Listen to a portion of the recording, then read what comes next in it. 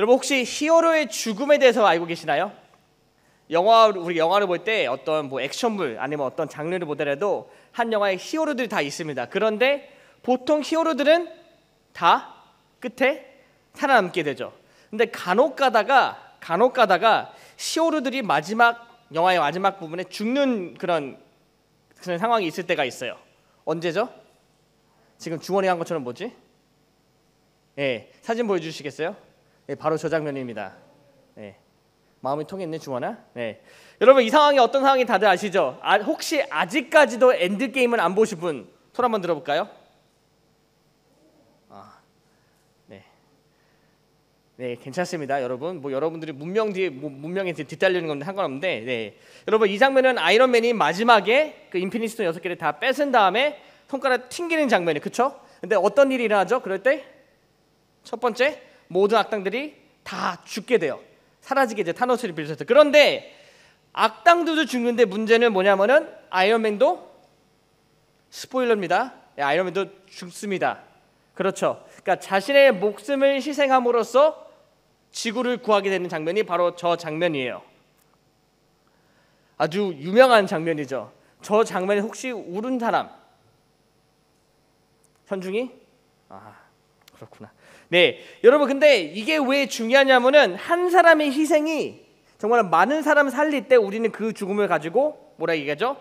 숭고한 희생으로 얘기합니다. 왜냐하면은 정말 greater good, greater will, 그러니까 한 사람이 정말로 더 큰 뜻을, 더 큰 목적을 위해서 자신을 희생하기 때문이라 그래요. 그런데 여러분 성경에서도 이런 죽음이 있었습니다. 여러분 혹시 알고 계시나요? 누구셨죠? 그리스도 예수의 죽음이에요. 그리스도 예수의 죽음이 정말로 많은 사람들에게 굉장히 큰 베네핏, 큰 이익을 가져줬는데 오늘 말씀을 통해서 예수 그리스도의 희생이 우리에게 어떤 일을 허락해 함께 나누도록 하겠습니다. 자, 로마서 말씀 5장 1절부터 11절 말씀. 여러분 혹시 이 말씀 전에 읽어본 적 있으신가요? 나는 이 설교를 한번 들어본 적 있는 것 같다. 한번 손 한번 들어볼까요? 나머지 사람은 없죠? 네. 수련회 때 나눈 설교의 내용입니다. 언제였죠? 지수야 언제였지? 이 설교가 언제 나눴지? 둘째 날 아침에 이 설교를 나눴습니다. 소망에 대해서. 지금 그랬나 하신 분들은 아마도 열심히 잤을 거예요. 그렇죠? 설교 시간에. 네. 여러분 소망에서 하는 건데 로마서의 선포예요. 로마서에서 뭐라 선포하냐면은 오늘 말씀에서 우리는 의롭다라고 선포합니다. 로마서 1절 나와 있죠. 그러므로 우리가 믿음으로 의롭다 하심을 받았으니 그러므로 예수께서 우리 위해 죽으셨으니까 우리가 믿음으로 의롭다 하심을 받았다라고 선포하고 있습니다. 여러분 근데 여기서 의롭다는 단어에 어떤 의미가 있나요? 의롭다. 쉽게 얘기하면 정의롭다는 뜻이잖아요. 그렇죠? 근데 정의롭다의 뜻이 어떤 의미가 있냐면은 이 사람 정말로 좋은 일을 한다라는 의미가 아니라 정의롭다는 어떤 의미가 있냐면 이 사람은 잘못이 없다. 성경적으로 본다면 그 사람은 죄가 없다라는 의미예요. 그러므로 우리가 믿음으로 죄가 없다라고 하심을 받았으니라고 해석할 수 있다라는 거예요. 의롭다 하심 받았으니 이것은 누군가가 우리에게 받았다고 얘기하는 것처럼 우리가 누군가에게 받았다, 누군가 우리에게 이 상태를 허락하셨다라는 의미가 있다라는 거예요. 근데 우리가 의롭다 하면 받았은 그 방법은 뭐냐면은 바로 말씀처럼 믿음으로. 우리가 의롭다 하시면 받았다는 그 방법은 뭐냐면은 우리가 열심히 무언가를 해서 정말로 좋은 사람들, 많은 사람, 선한 일들 해서 좋은 일들을 해서가 아니라 단 한 가지, 우리가 믿음으로 말미암아 의롭다 하심을 받았다라고 나오고 있습니다. 근데 그 믿음은 어떤 믿음이냐면은 바로 우리 주 예수 그리스도를 믿는 믿음으로 우리는 의롭다 하심을 받았다. 다시 말하자면은 그리스도께서 십자가 달리심으로 우리가 그 사실을 믿을 때 우리는 그 믿음으로 우리의 죄가 없다라고 그리스도께 통해서 받았다라는 거예요. 그것이 바로 의로운 자들입니다. 의로운 자들은 좋은 일을 많이 하는 자들이 아니라 죄가 없다라고 선포를 받은 사람들이 바로 의로운 자들이에요. 근데 오늘 말씀에서 그 의로운 자들, 죄가 없다고 선언을 받은 자들이 누릴 축복에 대해서 설명하고 있습니다. 먼저 1절 후반부 말씀인데요. 우리 주 예수 그리스도를 말미암아 하나님과 화평을 누리자 나와 있어요. 여러분, 화평이란 게 어떤 의미가 있죠? 화평, 화평하다, 평안하다. Peace be with you. 무슨 말이죠? peace라는 단어는요, 평안한 단어이지만 관계적으로 봤을 때 내가 이 사람과 관계가 평안하다, 이 사람과 전혀 문제가 없다라는 거예요. 그런데 오늘 말씀 누구랑 관계 얘기하고 있죠? 하나님과 화평을 누리자로 설명하고 있습니다. 뭐냐면은 나하고 하나님 사이의 그 관계에는 아무런 문제가 없다라는 거예요. 근데 우리가 잘 알고 있지만 하나님과 우리 사이의 관계에 문제가 있었습니다. 그게 뭐였죠? 죄의 문제예요, 여러분. 근데 로마서 5장 1절에서 우리가 하나님과 화평은 누리자라고 얘기한다는 건 뭐냐면은 더 이상 죄의 문제가 우리 안에 없기 때문에 우리와 하나님의 관계에는 화평이 있다라는 거예요. 다시 말하자면은 그리스도로 말미암아 더 이상 죄의 문제가 우리 안에 없다라는 거예요. 그리고 그로 말미암아 우리는 하나님과 관계 회복을 가질 수 있다라는 거죠. 여러분, 그것이 바로 우리가 누리신 최고의 축복입니다. 우리가 누리신 최고의 축복은 우리의 죄 사함이라는 그 축복도 있지만 그것으로 인해서 우리의 하늘의 아버지 되시고 우리 창조하시고 우리를 사랑하신 그분과의 관계가 회복됐다라는 거예요. 그 이전에 나와 있죠. 또한 그로 말미암아 우리가 믿음으로 서 있는 이 은혜에 들어감을 얻었으며 하나님의 영광을 바라고 즐거워하느니라. 그리스도로 믿음으로 말미암아 우리가 은혜로 들어가면 얻을 수 있었고 하나님의 영광을 바라고 즐거워할 수 있다. 무엇으로 말미암아? 믿음으로 말미암아. 그리스도 예수를 믿음으로 말미암아 우리가 이 모든 것을 다 누릴 수 있게 됐다는 거예요. 하나님과 화평을 누리고 우리가 그 은혜에 들어갈 수 있고 이제는 하나님을 인해서 즐거워할 수 있다. 무슨 말이냐면요, 우리는 온전히 하나님의 사람이 되었다라는 거예요, 여러분. 온전히 하나님의 사람이 되었다. 하나님의 은혜에 들어갈 수 있게 됐고 하나님으로 말미암아 기뻐할 수 있게 됐고 즐거워하며 하나님과 화평을 누리는 자가 되었다. 믿음으로 말미암아. 예수 그리스도를 믿음으로 말미암아. 그런데 이것이 바로 의인들이 누릴 수 있는 그런 삶의 축복인데요. 바로 죄가 없다고 선포를 받은 사람들이 누리신 축복인데 하지만 그들이 살게 된 삶은 또 출발하고 있어요. 비록 우리가 이런 축복을 누리겠지만 우리가 살게 된 삶은 3절에 나와 있죠. 다만 이뿐 아니라 우리가 환난 중에도 나와 있습니다. 여러분, 환난이 무엇인가요? 환난이 무엇이죠? 쉽게 얘기하면 어려운 상황이에요. 그렇죠? 3절 말씀에서는요, 믿음으로 의롭게 된 자들에게는 환난이 분명히 있을 거다. 그런데 이 환난은 뭐냐면은 어려움인데 이 어려움은 나의 죄, 나의 잘못을 겪게 될 그 어려움이 아니라 우리가 믿음을 지키기 위해서 겪게 될 어려움이라는 거예요. 여러분 생각해 보세요.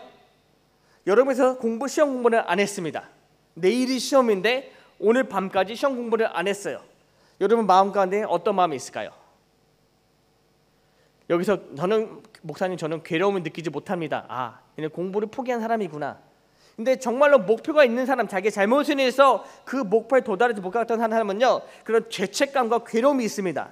그런데 이 상황에서 내가 무언가를 잘못하게 해서 느꼈다는 그런 괴로움은요, 환난이 아니라는 거예요.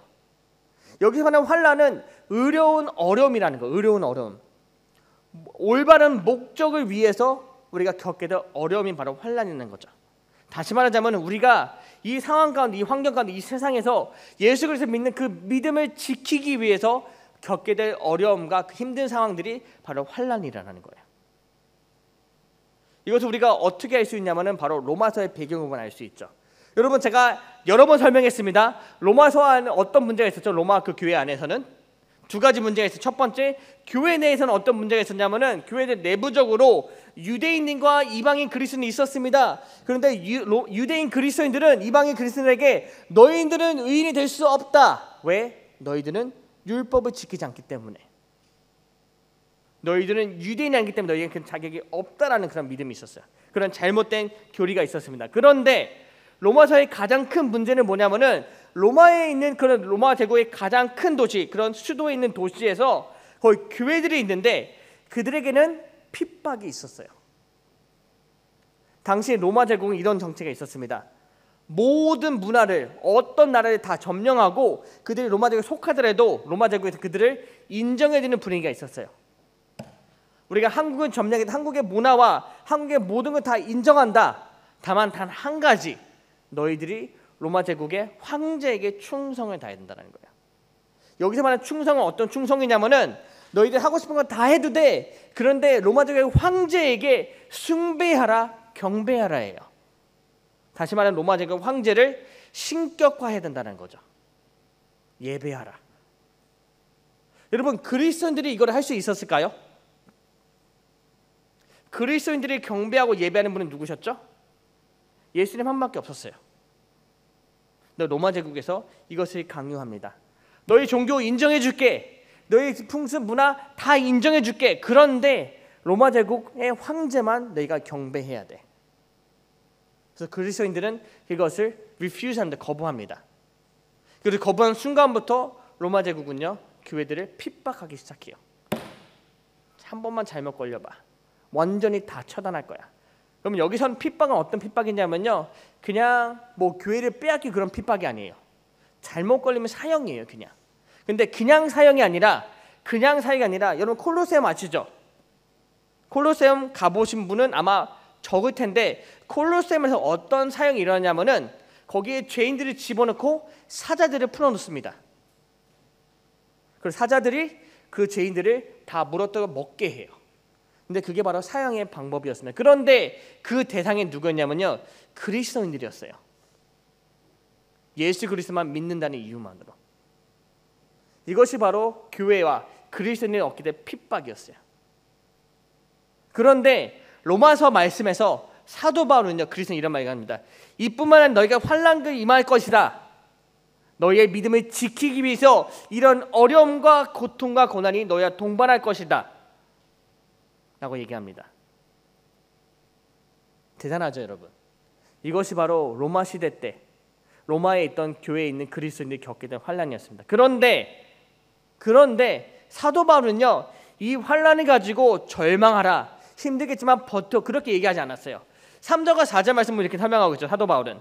그런 상황 가운데 사도 바울은 그들의 그 환난이 어려움이 아니라 즐거움이 된다라고 설명하고 있어요. 3절과 4절 이렇게 얘기가 나왔습니다. 우리가 환난 중에서도 즐거워하나니 이는 환난은 인내를, 인내는 연단을, 연단은 소망을 이루는 줄 알미로다. 너에게 그런 어려움이 있겠지만, 너희가 너의 믿음을 지키기 위해 여러 가지 어려움이 있겠지만, 그런 어려움을 닥치겠지만 그 환난 중에서 우리는 어떻게 할 수 있다? 즐거워할 수 있다. 아니, 우리의 목숨이 지금 풍전등화 정말로 바람에 훅 불면 죽었는데, 그런 어려움이, 그런 위기의 상황이 있는데 우리가 그런 어려움 가운데 즐거워할 수 있다고?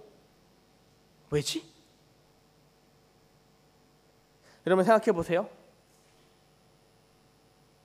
우리가 정말로 교회 다닌다는 이유만으로도 많은 사람들이 핍박을 받게 되고 비난을 받게 됩니다.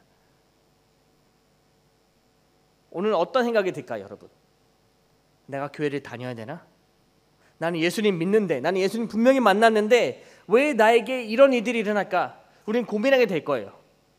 그리고 교회에 대해서 회의를 느낄 때도 있고, 그리고 고민할 겁니다. 내가 과연 내 믿음을 지킬 수 있을까? 근데 여러분, 사도 바울은요, 그런 자들, 바로 로마에 있는 그리스도인들에게 너희들 그런 상황이 있겠지만 그래도 우리는 즐거워할 수 있다. 왜? 그 환난, 그 인내, 그런 어려운 상황을 우리를 인내를 인도하고, 그 인내는 우리를 연단시키고, 그 연단은 우리에게 무엇을 허락한다? 소망을 허락한다 나와 있어요.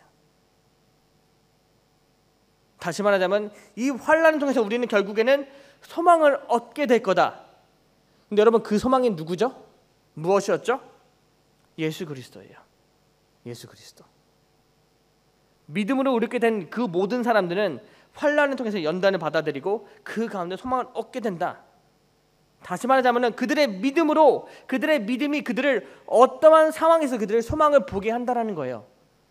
비록 내 판단, 인간의 생각을 봤을 때, 세상의 논리적으로 봤을 때 우리 그들이 처한 그 상황은, 그 어려운 것은 우리는 끝났다, 절망적이라고 말할 수 있겠지만, 우리의 믿음은 그렇게 보지 않는다는 거예요. 우리의 믿음은 오히려 그런 어려운 상황을 통해서 예수 그리스도를 볼 수 있게 한다는 거예요. 환난 가운데 소망을 얻는다는 것은요, 그냥 단순히 내가 긍정적으로 생각하는 게 아니라 그 이상 예수님께서 나를 이 상황에서 반드시 구원하신다는 소망을 갖게 한다는 거예요. 그래서 우리는 즐거워할 수 있다는 거죠. 여러분, 이런 말이 있습니다. 피할 수 없으면 즐겨라. 피할 수 없으면 즐겨라. 근데 소망이 우리에게 그런 힘을 준다는 거예요. 소망이. 왜? 우리는 이 상황을 반드시 이겨낼 수 있기 때문에. 비록 이 상황이 세상적으로 절망적인 상황일 수 있겠지만 우리는 예수 그리스도를 말미암아, 그 믿음으로 말미암아 우리는 이것을 반드시 이겨낼 수 있다. 이것은 분명히 지나간다. 우리는 이것보다 더 큰 기쁨이 우리 안에 있다라는 거예요, 여러분. 그래서 예수님께서는 모든 어려운 자들에게 소망이 되십니다. 우리가 믿고 우리가 예배하는 주 예수 그리스도는 어려운 자들의 소망이 된다는 거예요. 사도 바울이 전한 그 어려운 자의 삶, 고난과 환난 연단이 있을 거다. 여러분, 그 삶은요, 로마에 있는 그리스도인에게 전한 그들뿐만 아니라 우리에게도 전하는 말씀입니다. 우리가 우리의 믿음을 지키기 위해서 우리에게도 어려운 상황, 고민되는 상황에 충분히 올 수 있어요. 한 가지 예를 들어볼까요? 여러분, 주일에 정말로 학교 행사가 많이 있죠. MUN도 있고 시험 공부도 있고 학원에서 선생님이 보충 수업하러 올 때도 있습니다. 요가할 때도 있죠. 여러분, 그럴 때 우리는 어떻게 하죠? 여러분, 혹시 고민하시나요? 아니면 망설임 없이 학교나 학원으로 가시나요? 많은 학생들은요, 여러분, 많은 분들은 일부에 오시거나 아니면 저한테 연락이 와요. 목사님, 저 내일 MUN이 있는데요, 어떻게 해야 될까요? 그럼 저는 이렇게 얘기합니다. 알아서 해.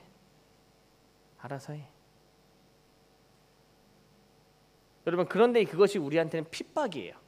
고민이자 환난이에요. 왜? 우리의 믿음을 지키기 위해서 그냥 단순히 교회 나오는 게 뿐만 아니라 정말 우리가 하나님 앞에 나아가서 하나님께 예배를 드리려고 하는데 많은 상황들이 그것을 방해합니다.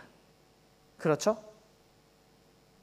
그래서 우리는 고민하게 되고 그 고민은 우리가 힘들게 하기도 번뇌하게 돼요.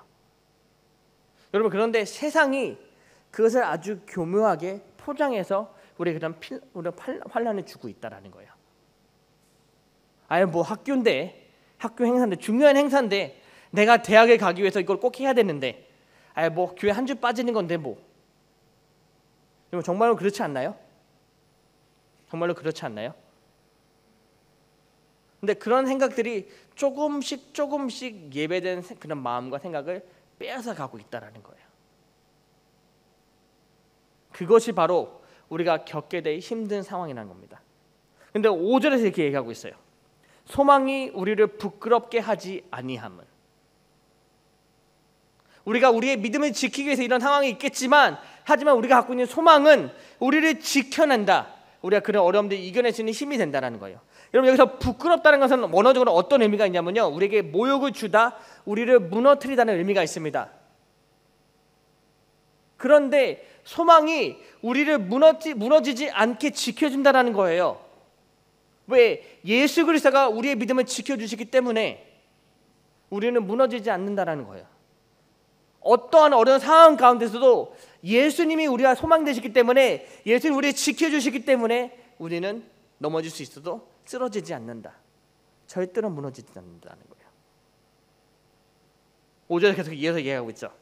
하나님의 사랑이 우리 마음에 부은 바 됨이니. 여러분, 이것이 바로 우리가 가진 소망의 형체입니다. 하나님의 사랑. 그 사랑이 우리 마음에 부은 바 됨, 우리 마음에 충만하다는 거죠. 하나님의 그 사랑, 하나님께서 보여주는 그 사랑이 우리를 어떤 상황에서 이겨낼 수 있는 힘이 된다, 원천이 된다는 거예요. 그런데 로마서 말씀에서, 우리가 이 말씀, 본문 말씀에서 하나님의 사랑을 우리에게 분명히 보여주고 증명하고 있어요. 어디냐면요, 바로 8절 말씀이 이렇게 나와 있죠. 우리 다음 목소리 함께 읽도록 하겠습니다. 시작. 우리가 아직 죄인 되었을 때에 그리스도께서 우리를 위하여 죽으심으로 하나님께서 우리에 대한 자기의 사랑을 확증하셨느니라. 아멘. 뭐라고 말씀하는 거죠? 하나님께서 우리의 그 사랑을, 우리의 소망이 되는 그 사랑을 보여주셨는데 어떻게 보여주시냐면은 자기의 독생자 예수 그리스도를 십자가에 달려 죽으심으로 우리를 향한 그분의 사랑을 확증하셨다. 여러분, 확증이라는 단어는요, prove란 단어예요. prove. 뭐냐면은 이것이 진짜다. 그것을 분명하게 명확하게 보여주는 게 확증이라는 단어예요. 그런데 로마서 5장 8절에서 하나님께서 당신의 사랑을 우리에게 명확하게 보여주셨다. 우리가 절대로 부인할 수 없게 확신시켜줬다는 거예요. 무엇을 통해서? 예수 그리스도를 통해서. 그리고 우리는 그 사랑으로 말미암아 소망이 있다. 어떠한 어려움 가운데 이겨낸 소망이 있다라는 거예요. 근데 여러분 잘 보세요. 여기에는 희생이 있었습니다. 하나님께서 그 사랑을 우리에게 보여주시기 위해서, 그리고 그 사랑을 말미암아 우리에게 소망이라는 걸 허락하시기 위해서 한 가지 희생이 있었어요. 무엇이었죠? 예수 그리스도의 죽음이에요. 하나님께서 창조하신 모든 사람들에게 소망이라는 것을 주시기 위해서 한 가지 희생이 있었는데 그것이 바로 예수 그리스도의 죽음입니다. 여러분, 이것이 바로 의인의 죽음이에요. 여러분, 제가 좀 전에 의인에 대해서 뭐라고 설명했죠? 의인은 어떤 사람이다? 의인은 죄가 없는 사람이다. 근데 여러분, 온 인류 역사를 통틀어서 죄가 없는 분은 누구셨죠? 딱 한 분밖에 없었습니다. 그분이 바로 예수 그리스도예요. 의인이신, 죄가 없으신 예수님께서 저와 여러분을 구원하기 위해서, 우리의 소망이 되기 위해서 그분께서 죽으셨습니다. 이것을 아주 쉽게 설명하자면요, 예수 그리스도께서 우리를 살리시기 위해서, 우리에게 영생이라는 아주 큰 선물을 허락하시기 위해서 우리를 위해 죽으셨다는 거예요. 희생되셨다는 거예요.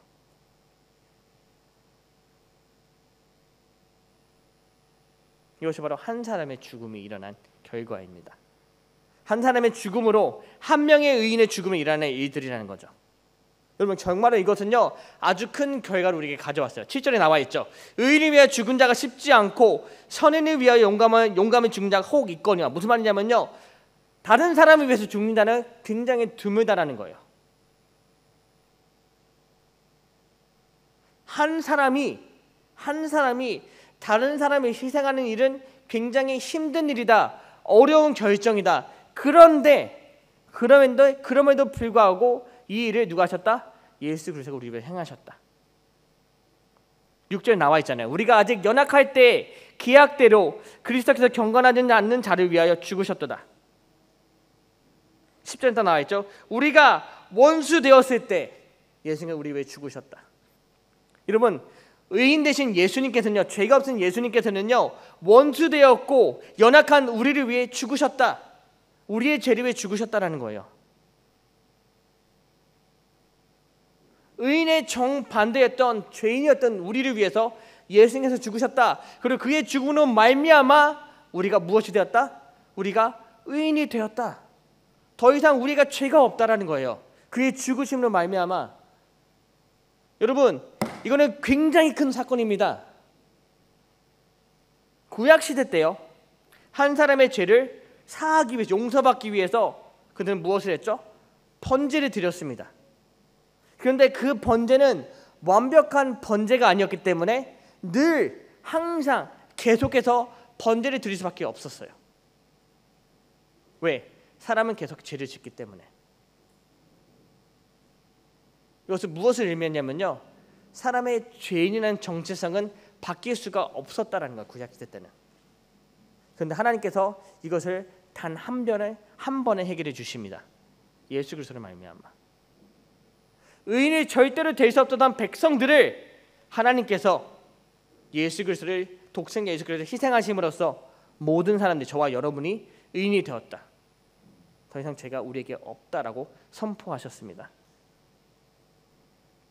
이것이 우리가 가져오는 결과, 이것을 우리가 얻게 될 축복. 하나님의 사랑을 우리에게 확증하셨죠. 비록 우리는 죄인이었지만 하나님과 원수된 자들이었지만 하나님께서 예수 그리스도 죽으심을 통해서 하나님의 우리를 향한 하나님의 사랑을 확증하셨다, 증명하셨다, 증거하셨다, 프루브하셨다. 우리가 더 이상 거부할 수 없을 만큼. 또 하나는 뭐냐면은 우리가 하나님과 화목할 수 있었고 하나님 안에서 우리는 기쁨을 누릴 수 있게 되었다. 그리고 우리에게 구원이라는 축복을 허락해 주셨다. 여러분, 이 모든 것들이 의로우신 예수 그리스도의 죽음으로 말미암아 가능하게 되었다라는 거예요. 예수님은 죽을 필요도 없고 죽을 이유도 없었습니다. 죄가 없으셨고 아무런 잘못도 없으셨고 의인이셨고요. 그리고 하나님의 아들이셨고 창조주였고요. 우리의 왕이십니다. 근데 그분께서 죽으셨어요. 저와 여러분을 위해서. 우리 하나를 의인으로 만들기 위해서, 저와 여러분의 죄를 용서하시기 위해서, 그리고 우리의 죄로 인해 깨어진 하나님과의 관계를 회복시키기 위해서 단 한 명의 의인이 희생됨으로써 이 모든 게 다 가능해졌다는 거예요. 그럼 이것이 바로 의인의 죽음입니다. 예수 그리스도의 의인의 죽음이에요. 그렇다면 우리는 이제 무엇을 해야 될까요? 우리는 무엇을 해야 될까요? 우리도 예수님처럼 우리의 목숨을 희생해야 될까요? 아니요, 여러분, 우리가 해야 될 것은 단 한 가지예요. 믿으시면 돼요, 여러분. 믿으시면 된다는 거예요. 예수님께서 우리 행하신 모든 일 중에서 우리가 의롭다함을 얻었다, 우리의 죄사함을 용서받았다, 우리의 죄를 용서받았다, 우리가 죄사함을 얻었다, 그로 인해서 하나님과 관계가 회복됐다, 하나님께 나아갈 자격을 얻었다. 이러면 이 사실을 믿기만 하면 된다라는 거예요. 그리스도께서 우리 위해 죽으셨다는 믿으시면 되고요. 그리스도께서 우리의 구원자 되신 믿으시면 되고요. 우리의 모든 죄가 다 용서받던 사실을 믿으시면 됩니다, 여러분. 여러분, 마지막 게 왜 중요한지 아세요?